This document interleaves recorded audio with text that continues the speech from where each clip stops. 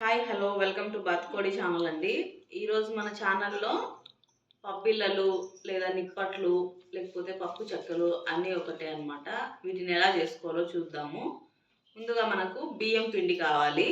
బియ్యం అంటే ఒకే కప్పు మెజర్మెంట్స్తో అన్నీ తీసుకోవాలన్నమాట.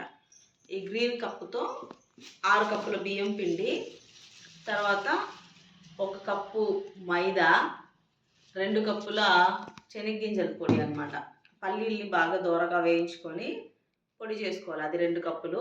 తర్వాత పుట్నాల పప్పు అంటే శనగపప్పు, వేయించిన శనగపప్పు 1 కప్పు దాని పొడి, కరివేపాకు, తర్వాత కొంచెం కోర్సుగా ఎండుమిరపకాయల్ని గ్రైండర్లో వేసుకోవాలన్నమాట. అట్లా తొక్కుగా వస్తుంది అది. తర్వాత 1 కప్పు నూనె, రుచికి తగినంత సాల్ట్.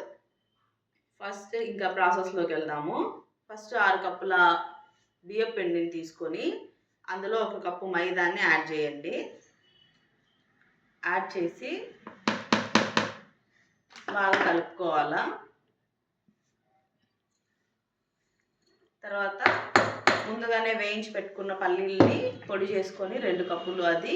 తర్వాత వేయించిన శనగపప్పు పొడి ఒక 1/4 కప్పు. తర్వాత ఈ మిరపకాయలని తొక్కు చేసుకున్నాం కదా అది, కరివేపాకు, కొద్దిగా జీలకర్ర, తర్వాత రుచికి తగినంత సాల్ట్. ఇవన్నీ వేసుకొని అంతా కలిసేటట్టు ఒకసారి బాగా మిక్స్ చేసుకోవాలా.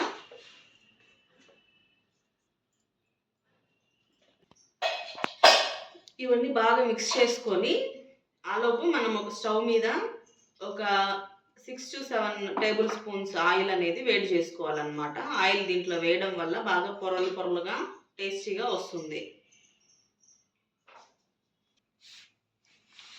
మనం వేసుకున్న పొడులన్నీ బాగా మిక్స్ అయ్యేటట్టు కలుపుకోవాలన్నమాట.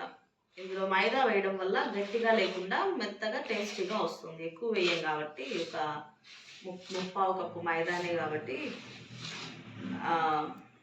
ఇవన్నీ బాగా మిక్స్ చేసుకున్న తర్వాత మనం ఇప్పుడు మనం ఇట్లా వేడి చేసుకున్న ఆయిల్ని వేడిగానే ఈ పిండిలో పోసుకోవాలి. డైరెక్ట్గా దాంట్లో చేతులు పెట్టగలుగుతండి. కొద్దిగా పిండిని ఇలా తోసుకుంటూ వేడి నూనె పోసుకొని కలుపుకోవాలన్నమాట. అప్పుడు మనకి వేడి అనేది తగలకుండా ఉంటుంది.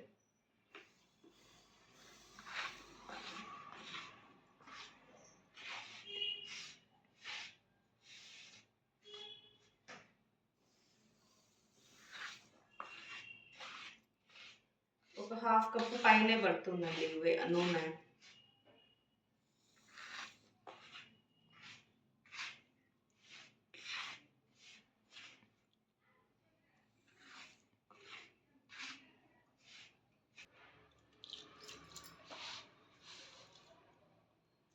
ఒకేసారి మొత్తం కలుపుకోకుండా కొద్దిగా నీళ్ళు చల్లుకొని పిండిని తడుపుకోవాలన్నమాట.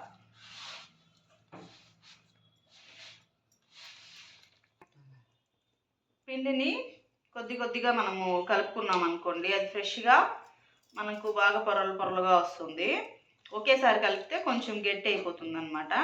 సో మొత్తం పిండిని ఇలా చేసుకొని చిన్న ఉండల్లాగా ఒక చిన్న నిమ్మకాయ సైజ్ అంతా ఇది చేసుకొని పూరీ ప్రెస్లో ఎక్కువ ప్రెస్ చేయకుండా కొద్దిగా ప్రెషర్ ఇచ్చి ఇలా రౌండ్గా చేసుకోవాలి. మనం చేత్తో కానీ ఒత్తుకోవచ్చు, అది కొంచెం టైం టేకింగ్ కాబట్టి ఇలా చేసుకుంటే ఈజీగా అన్నీ రౌండ్గా వస్తాయి.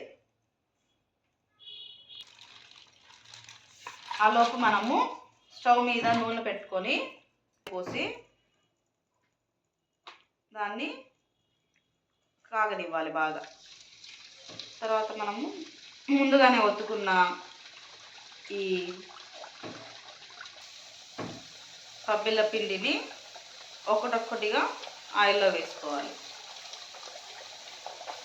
ఒకసారి మనము 5 నుంచి 6 వరకు వేసుకోవచ్చండి. అదేమి ఒకదానికొకటి అతుక్కోవు. కాకపోతే కొంచెం వెయిట్ చేసి అది పైకి వచ్చిన తర్వాత ఇంకొకటి వేసుకోవాలి. ఇది ఒక వైపు కాలిన తర్వాత ఇంకొక వైపు తిప్పుకోవాలి.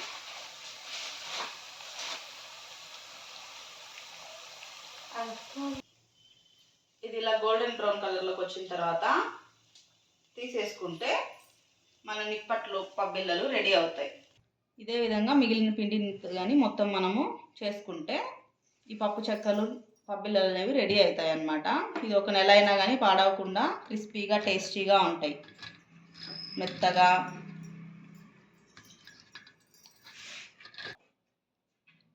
ఇలాంటి మరిన్ని వీడియోస్ కోసము మా బాతుకోడి ఛానల్ని లైక్ చేయండి, షేర్ చేయండి, సబ్స్క్రైబ్ చేయండి.